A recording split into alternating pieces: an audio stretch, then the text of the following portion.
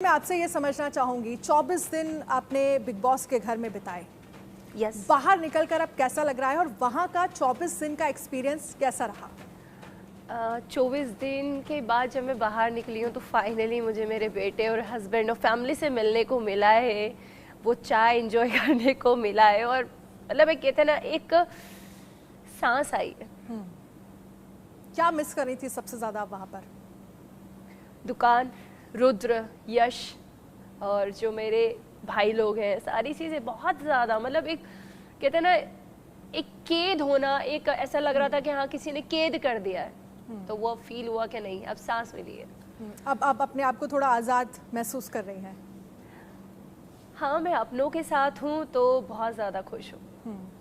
अच्छा, क्योंकि आप कह रही हैं कि ऐसा लगता है कि 24 दिन आप 24 दिन वहाँ पर रही, ऐसा लगता है कि वहाँ पर जैसे कैद कर लिया हो बहुत सारी। एक तो आप ये नहीं कर सकते, फ़ोन हालांकि इस बार अलाउ किया गया था, फ़ोन यूज़ वहाँ पर लोगों को मिल रहा था। उसे डमी था, उसमें कुछ नहीं कर अच्छा, आप उसमें आप कुछ नहीं कर सकते? कुछ भी नहीं। मैसेज करते हुए तो एक दूसरे को देखा गया है। वो सिर्फ डमी था, वो बिग बॉस की थ्रू ही मैसेज हमारे पास आता था और उसमें हम कभी कभी वहां से परमिशन मिलती थी तो हम उनको रिप्लाई कर सकते थे, अदरवाइज वो सिर्फ डमी था, उसे हम लेके घूम सकते थे। और इसके अलावा उसका कोई यूज़ नहीं था ना। वो फोन देके हमें पल पल याद दिलाया जा रहा था कि काश इसमें बैलेंस होता तो हम घर वालों को कॉल कर लेते। मतलब वो सेल्फी मोड, लड़कियों को हमारा सेल्फी कितना पसंद है, इतनी प्यारी प्यारी जगह थी उस हाउस में और सेल्फी हम खींच नहीं पा रहे थे। तो हर एक चीज़ से हमें एहसास दिया जा रहा था कि नहीं भाई, आप कुछ नहीं कर सकते।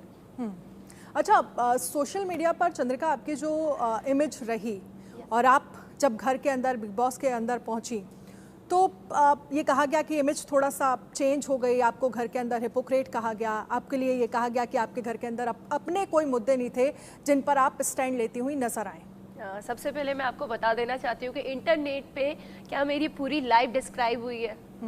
नहीं ना। सिर्फ 24 सेकंड, 20 सेकंड, 25 सेकंड का मेरा वीडियो आया है।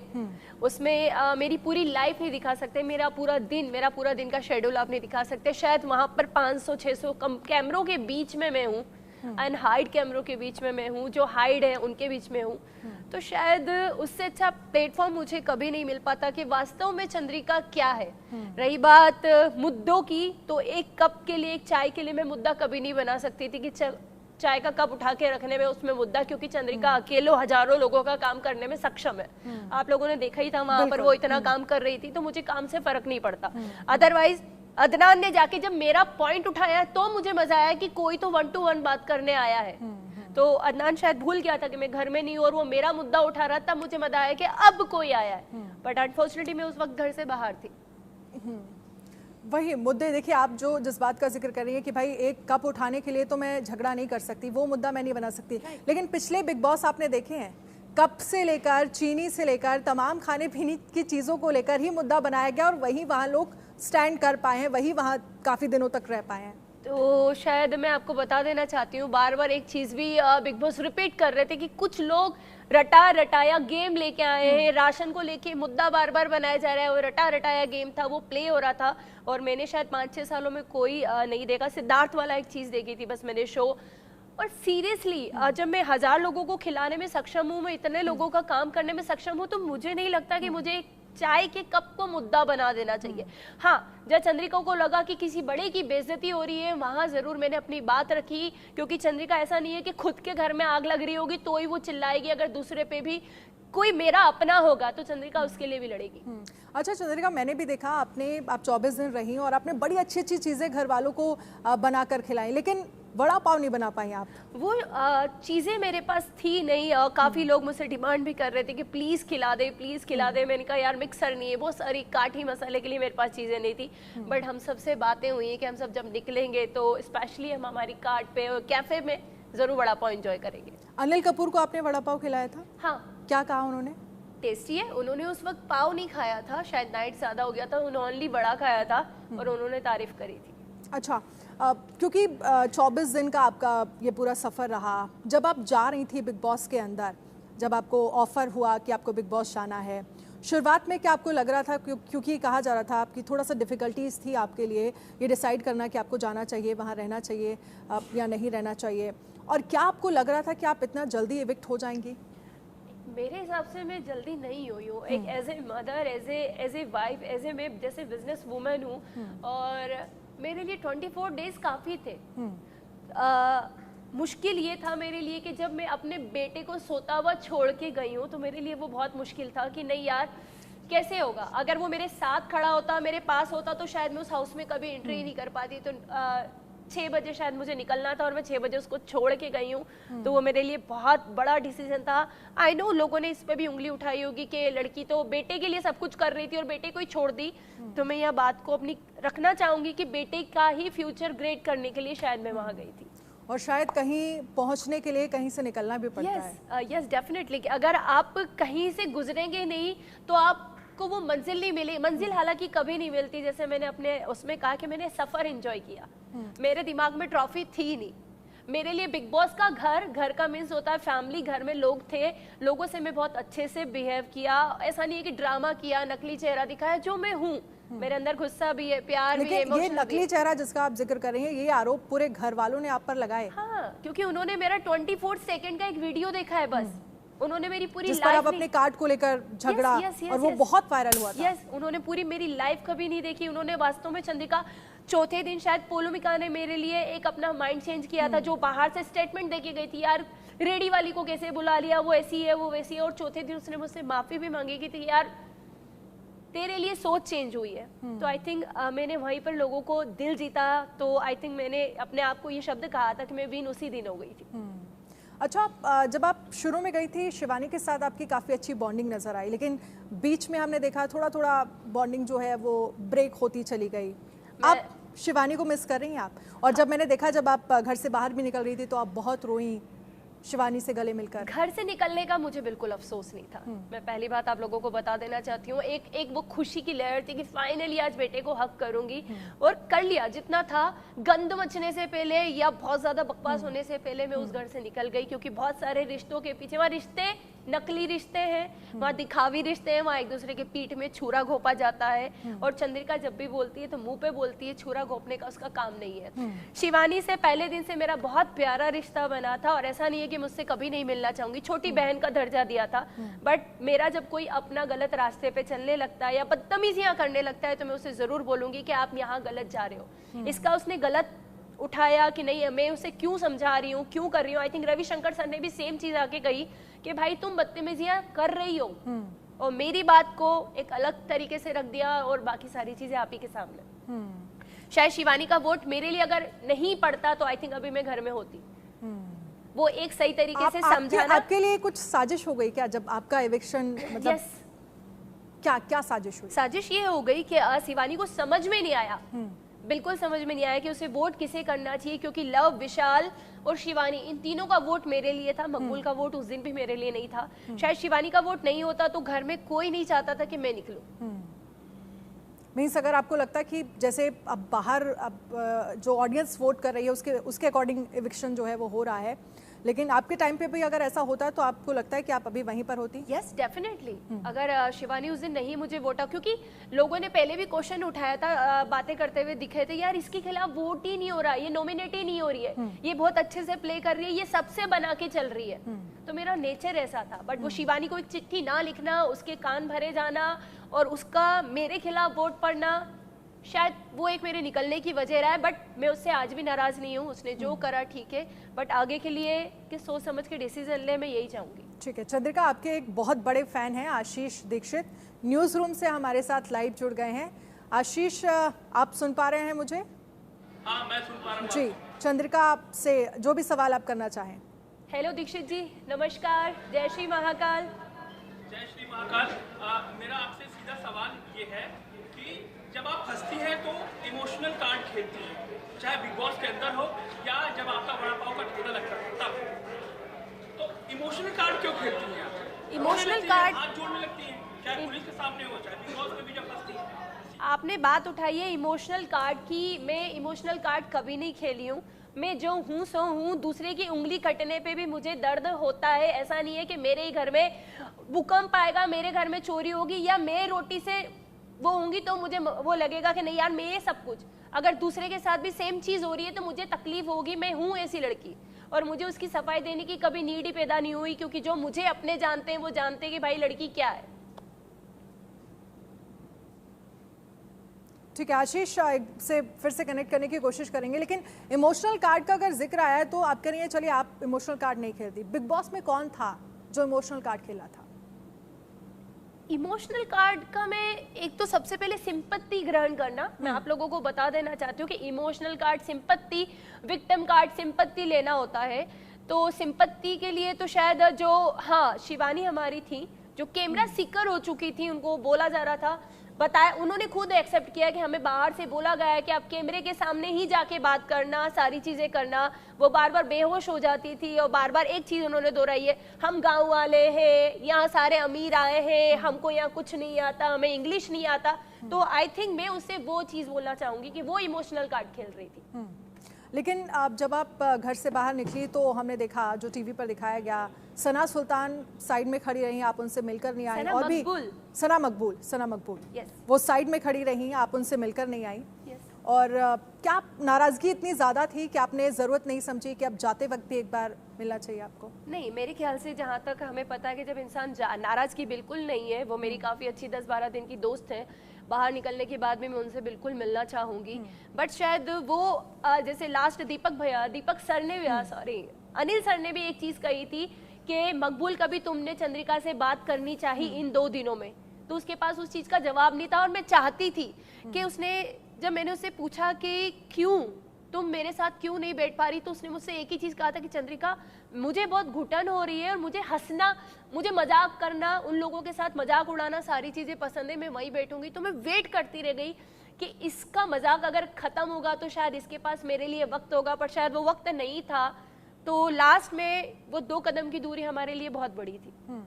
अच्छा चंद्रिका, एक चीज़ बताइए, क्योंकि आप वहाँ पर रहकर आई हैं, घर में सबसे ज़्यादा साजिशें कौन रच रहा है और सबसे ज़्यादा आपको सपोर्ट किसने किया? मुझे सपोर्ट पूरी फैमिली ने किया है। लास्ट में सिर्फ एक शिवानी, विशाल और लव ने मुझे एक साजिश के तहत निकाला, क्योंकि कहीं ना कहीं उन्होंने बोला था कि काफ़ी स्ट्रॉन्ग लड़की है, अगर ऐसे ही सबका दिल जीतती रही तो एक दिन विनर भी बन सकती है। ये बात उठी थी घर में। बट रणवीर भैया ने एक चीज़ कही थी कि अगर फॉलोअर के दम पे अगर ये गेम चल रहा है तो शायद कभी नहीं। अच्छा, एक मुद्दा उठा था जिसमें कृतिका को लेकर कमेंट किया गया था घर वालों की ही तरफ से, जिस पर आपने देखा होगा, विशाल को लेकर मैं जिक्र कर रही हूँ। वहाँ पर ये एक्सपेक्ट किया जा रहा था कि आप भी अपना पॉइंट रखें और घर में जो तमाम लड़के हैं वो भी अपना पॉइंट रखें। आपकी तरफ से उसको लेकर, उस पूरे वाक्य को लेकर जो वहाँ पर हुआ, जिस तरह से कमेंट विशाल की तरफ से कृतिका पर किया गया, वो जिम की पूरा जो उन्होंने ड्रेस वेयर कर रखी थी, उस पर आपका क्या ओपिनियन था? वो जब आप लोगों ने वो मेरा लास्ट, जब मैं घर से निकल रही थी तो शायद आपने देखा होगा कि चंद्रिका ने उससे माफ़ी मांगी थी, हाथ जोड़ के अपने घुटनों पे बैठ के, क्योंकि कहीं ना कहीं जब विशाल के घर वाले रोते हैं, और मैं पहले भी बता चुकी हूँ कि अगर किसी के माँ बाप रोते हैं तो ऐसा नहीं कि मुझे तकलीफ नहीं होती, तो शायद कहीं ना कहीं मैं हर्ट हुई। मुझे लगा यार कुछ गलत तो नहीं बोल दिया किसी के बेटे के बारे में, क्योंकि मेरा भी एक बेटा है। बट जब मैं बाहर आके मैंने अपने पति से पूछा कि मैंने सही कहा ना, तो वो ड्रेस वाला वीडियो मुझे दिखाया गया। वो विशाल भैया भाग्यशाली हैं, आप शायद उसी वीडियो की बात कर रही हैं। और विशाल कल भी गलत था, आज भी गलत है और हमेशा गलत रहेगा। लेकिन सबसे अच्छा मोमेंट आपके लिए घर में कौन सा था, किस वक्त था इन 24 दिनों में? दीपक भैया से सर से लेके भैया तक का सफर मेरा बहुत प्यारा रहा है। और शिवानी से जो बचकाना वो हमें हंसाती थी, जब उससे हम पति देव करते थे तो कहीं ना कहीं शायद यश की याद थोड़ी सी हमें वो स्माइल करवाती थी, सारी चीज़ें। मकबूल से कनेक्शन 12-1 दिनों में काफ़ी अच्छा बना था, बट मकबूल ने शायद मजाक करने वाले उसे लोग पसंद थे, उसे सीरियस लोग पसंद नहीं होते, मैं भी शायद। तो बस इन्हीं लोगों से मेरा, हाँ कृतिका मेरी लास्ट में एक कहते हैं ना, एक फ्रेंड, एक बेस्ट फ्रेंड का उसने सफ़र तय किया था कि हाँ वो लड़की रोती थी तो शायद मुझे कहीं ना कहीं तकलीफ होती थी। क्योंकि आप दीपक जी का जिक्र कर रही हैं तो मैं आपसे एक और ओपिनियन आपका जानना चाहूँगी। दीपक चौरसिया से आप मिली, 24 दिन उनके साथ रही और आप कह रही हैं उन्होंने आपको बहुत सपोर्ट किया। तो पत्रकारों को लेकर आपका क्या ओपिनियन बना अब तक? मैं बता देना चाहती हूँ आपको कि जब दीपक भैया से हम पहले दिन मिले थे, हम उन्हें नहीं जानते थे, ठीक है। वहाँ एक सबसे बड़ा इत्तेफाक ये था कि पूरा घर मुझे जानता था और मैं किसी को नहीं जानती थी। दीपक भैया की जब एनिवर्सरी थी और घर में शायद कुछ नहीं था, तो मैंने रवे का हलवा बना के उनकी एनिवर्सरी सेलिब्रेट करी थी और उन्होंने अपने मुंह से ये बात कही थी कि मेरी बेटी ने तुझसे दूर रहने के लिए कहा था और तारा तेरी सोच गलत हुई, ये लड़की वैसी है ही नहीं। तो शायद उस दिन मैंने ऐसा कहते ना कि किसी बड़े का कुछ प्राउड मिला या कुछ सुनने को मिला और मेरी आंखें भर आई थी। तो दीपक भैया मतलब जैसे मैं हूं ना, गलत तो गलत एक वो वाली थी। उन्होंने जब भी बोला उन्होंने हक से बोला, एक दिल जीतने वाले थे वो। पत्रकार अगर मेरे ख्याल से सच बोलता है तो वो हमेशा कड़वा होता है। लेकिन ठीक है, मैं आपसे क्योंकि जिस तरह से आप कह रही हैं कि जब मैं घर में पहुंची तो मैं किसी को नहीं जानती थी, लेकिन सारे मुझे जानते थे। आपने सोचा था कभी ऐसा मोमेंट भी लाइफ में आएगा कि आप क्योंकि सभी अपने अपने कह सकते हैं कि वो सब स्टार्स ही थे। अगर हम देखें अरमान मलिक तो हालांकि उनको तो आप जानती ही होंगी, लेकिन सोचा था आपने कभी ऐसा होगा आपके साथ, आप इतने बड़े प्लेटफॉर्म पर जाएंगी, अपनी बातें रखेंगी और आपके इतने सारे फैंस होंगे? देखिए, मैंने कभी अपनी लाइफ में नहीं सोचा, कभी कुछ नहीं। मेरे लिए अपने पति, अपने बच्चे, अपने बिजनेस लेके मैं कभी कुछ ज़्यादा नहीं सोचती। बट अगर भगवान ने वो चीज़ मुझे दी थी, मैंने अपनी सासू माँ, अपने पति, अपने भाई लोगों से पूछा, उन्होंने कहा आपको जाना चाहिए। तो शुक्रिया करूँगी महाकाल बाबा का, आप सभी लोगों का कि वो प्लेटफॉर्म मुझे मिला जहाँ से लोग मुझे जाने हैं। एक हल्का सा बस ये था कि वहाँ के लोगों के बारे में मैं नहीं जानती थी।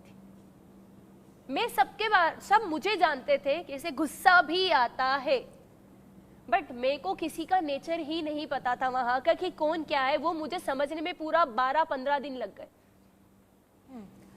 लेकिन रैपर को लेकर आप क्या कहेंगे? जो रैपर लेज़ी हैं वो एक डुअल कैरेक्टर उनको लेकर कहा जा रहा है, उनकी पर्सनैलिटी अभी तक लोग समझ नहीं पा रहे हैं। वो एड़ा बन के पेड़ा खा रहा है।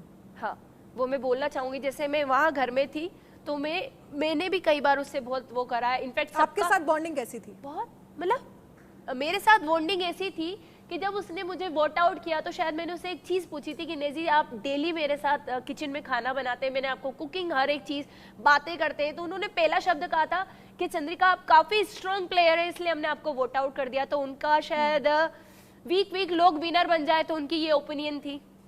अभी तक देखा जाए तो सारे स्ट्रॉन्ग प्लेयर ही बाहर है। फर्स्ट डे नीरज भैया, सेकंड पोलोमी, थर्ड पायल, फोर्थ में सारे स्ट्रॉन्ग प्लेयर बाहर हो चुके हैं। तो स्ट्रॉन्ग प्लेयर को बाहर करने की साजिश कौन रचा था वो मुझे नहीं पता।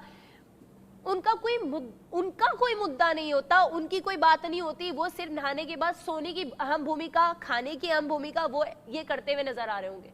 अच्छा, सना और लेजी के बीच जो केमिस्ट्री चल रही है, आपको लग रहा है वो रियल है या सब कुछ फेक है? क्योंकि हमने देखा है बहुत सारे रिलेशन वक्त पर बिग बॉस में ऐसे रहे हैं जो समय की जरूरत रहे हैं और फिर बाहर आने के बाद या फिर बिग बॉस में ही उनका कोई वजूद नहीं दिखा। मैंने आपको एक चीज कही थी कि शायद गेम गंदा होता है, रिश्तों का खून होता है, पीठ पीछे छुरा घुपता। उससे पहले शायद मैं निकल गई, काफी अच्छा हुआ। क्योंकि दोनों सनाओं के बीच में नेजी अपना एक कहते ना सेफ जोन करके चल रहा है कि ये दोनों सना तो मुझे कभी वोट आउट नहीं करेंगी। वो शायद अब उन दोनों को मिलाने की भी कोशिश कर रहा है सिर्फ अपने फायदे के लिए कि यार मैं वोट आउट नहीं होना चाहता, तो दोनों सना मेरा काम करेंगी, एक सना इस गेम को बचाएगी। विशाल, लव, शिवानी, 3 वोट ये हो गए, एक सना इधर मुझे बचा लेगी। तो शायद वो बहुत माइंड वाला गेम खेल रहा है। अच्छा, आपके हिसाब से घर में सबसे अच्छा गेम कौन खेल रहा है? रणवीर भैया, रणवीर शौर्य। अरमान नहीं? वो आग लगाने वाला, वो कहते ना एक हाथ, जैसे अगर आप लोग चाहते हो कि अगर बिग बॉस में हर वक्त आग लगाई जाए या इधर का उधर करा जाए हर चीज, अरमान भैया वो चीज कर रहे हैं, इधर उधर इधर उधर। जैसे लास्ट में आते आते जैसे हमने शिवानी को कहा था भाई अपना मटका उठा ले।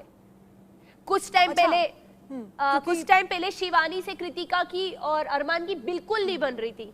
आप लोगों ने देखा होगा, वो बात तक करना नहीं पसंद कर रहे थे और अभी सेम एक दूसरे के साथ जिम कर रहे हैं। तो मुझे ऐसे पल पल में बदलते हुए रिश्ते तो बिल्कुल समझ में नहीं आते। अच्छा, अरमान मलिक को अपनी दोनों वाइफ पायल और कृतिका मलिक के साथ आना क्या फायदेमंद उनके लिए हुआ? हालांकि पायल तो इविक्ट हो चुकी हैं, अभी कृतिका वहां पर हैं।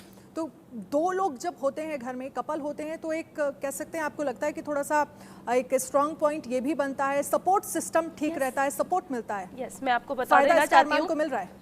फर्स्ट डे वो जब आए थे तब हम सभी का एक ही राय थी कि 3 वोट साथ लेके आए हैं, ट्रॉफी घर लेके जाएंगे, एक नहीं जाएगा, दूसरा जाएगा, दूसरा नहीं जाएगा, तीसरा जाएगा, खेलते तो हालांकि एक रहेंगे। तो बाहर निकल ही गया। हाँ, नहीं फिर भी वो बाहर से फुल सपोर्ट कर रही है अपने वाइफ को, सॉरी अपने पति को और अपनी बहन को फुल सपोर्ट कर रही है, तो कहीं ना कहीं उनके लिए बहुत बड़ा स्ट्रॉन्ग पॉइंट है। अगर आप वीक हो रहे हो, आपको फैमिली की याद आ रही है, तो कोई तो एक ऐसा घर का बंदा है जो आपको वहां स्ट्रॉन्ग कर देगा, बाकी किसी के पास ये चीजें नहीं थी वहां पे। लेकिन अरमान और सना को लेकर भी क्या कोई बॉन्डिंग वहां पर बन रही है? क्योंकि कई बार जिस भी एंगल से दिखाया गया हो टीवी पर, ऐसा लगा या आपको वहां पर ऐसा कुछ फील हुआ? नहीं, देखिए मैं आपको बता देना चाहती हूँ, ये साफ और झूठी बातें हैं, मैं इस चीज़ को बिल्कुल बढ़ावा नहीं दूंगी। अरमान ने पहले दिन जाके मुझे भी बहन बोला है, मकबूल को भी बहन बोला है, और मकबूल ने बस एक चीज़ कही है कि भाई का रिश्ता घर के बाहर निभाएंगे, अंदर कभी भी तू में हमारी हो सकती है। तो वो बहन के तरीके से देख रहा है, उसे ऐसी कोई गलत नज़र नहीं है उसकी। अच्छा, सना मकबूल को भी हमने देखा है वो कई बार मैनिपुलेट करती हुई दिखी, बट उनको कोई बोलता नहीं है ना, उनको कोई बोलता नहीं है। वो एक मास्टर प्लान गेम खेल रही हैं, और अच्छी बात है कि वो खेले, क्योंकि वो चाहती थी कि इस बार की विनर एक लड़की बने, बट वो रिश्तों को समझ नहीं पा रही है। वो मुझे समझ में नहीं आता उनका कौन अपना है। जैसे विशाल ने पहले दिन उनको फूल कहा इतने लोगों के बीच में, मैंने जब उन्हें समझाना चाहा कि आप कैसे, तो उन्हें कहा नहीं ये मजाक मस्ती करता है, मुझे यही अच्छा बैठना है। फिर भी उसने, विशाल ने अपनी मकबूल पे क्वेश्चन उठाया कि तू वास्तव में क्या दोस्त कहने के लायक है या नहीं है, फिर भी उसे समझ में नहीं आ रहा है। तो फिर ठीक है, उसको जहां अच्छा लगता है वो वहीं खेले, ऐसा ना हो कि इनके चक्कर में वो बाहर निकल जाए। लेकिन अब दोबारा अगर जाने का मौका मिला आपको बिग बॉस में, तो क्या जाएंगी? अगर दोबारा एंट्री अगर हाँ, आपके अगर पास मुझे, ऑफर आता है तो? वैसे तो ऐसा कभी हुआ नहीं है लाइफ में, बट अगर ऐसा कभी मुझे अपॉर्चुनिटी मिलती है, मेरे बाबा मुझे देते हैं, तो बहुत सारे जो दोगले रिश्ते हैं उनको उनकी औकात दिखाना चाहूंगी। इनफैक्ट जो अदनान है उसको मैं बोलना चाहूंगी कि तुझे भेजा किसके लिए गया था, तू वहां कर क्या रहा है, तुझे वो टीम को तोड़ने के लिए भेजा गया था, जो भी तू उस टीम के साथ खेल के काम, और लल्ला बन चुका है अब तू। तो लल्ला बनना बंद कर, अपने गेम में उतर जा, और चंद्रिका वहां है नहीं तो मेरे कंधे पे रख के अपना नाम रोशन मत कर। अच्छा, आपने बता दिया कि सबसे स्ट्रांग और सबसे अच्छा गेम तो रणवीर खेल रहे हैं, बहुत सबसे खराब और सबसे वीक कौन है? इन बच्चों पार्टी को ऐसा लगता है कि ये बच्चों का गेम है और जो चालबाजी चली जा रही है, तो आई थिंक इनको समझना बहुत ज्यादा, जैसे अभी बीच में शायद टीवी पे दिखाया नहीं दिखाया मुझे नहीं पता, पर वो वोटों की गुहार करने लग गए थे कि हमें वोट चाहिए, तो हमें एक दूसरे का ग्रुप छोड़ के लोगों के पास बैठ के पढ़ना पड़ेगा ताकि वोट हमारे खिलाफ ना हो। तो कहीं ना कहीं वो समझ चुके हैं कि अब उनका सफर ज्यादा दिन का नहीं रहा। अच्छा, आपके हिसाब से अब बिग बॉस ओटीटी का विनर कौन होना चाहिए, और आने वाले वक्त में चंद्रिका गेरा दीक्षित के क्या प्लान्स हैं? ओके, विनर तो रणवीर शौर्य है मेरी नज़रों में। कहते हैं ना कि एक जिसकी इमेज, जिसकी लोगों की सोच बदली, तो मैं अपने आप को भी रखना चाहूंगी कि लोगों की सोच मैंने उस घर में बदली है। दूसरा, नीरज भैया जो पहले दिन तीसरे दिन निकल गए थे, उस मैंने कभी नहीं सोचा था कि मैं तीसरे दिन किसी के लिए इतना हर्ट हो जाऊंगी। वो बंदा था, खेलने के लायक था, उसको पता नहीं क्यों निकाल दिया, एक सच बोलने की वजह से शायद वो निकला है। और चंद्रिका बहुत जल्दी कुछ बड़े प्रोजेक्ट में नजर आने वाली है आपको, अपने बिजनेस के साथ, बिजनेस को कभी नहीं छोड़ूंगी मैं। चलिए, बहुत बहुत धन्यवाद हमारे साथ इस चर्चा में शामिल होने के लिए, बहुत बहुत शुक्रिया हमारे साथ जुड़ने के लिए। Thank you so Chandrika much. गेरा दीक्षित। जय Shri Mahakal, thank you so much.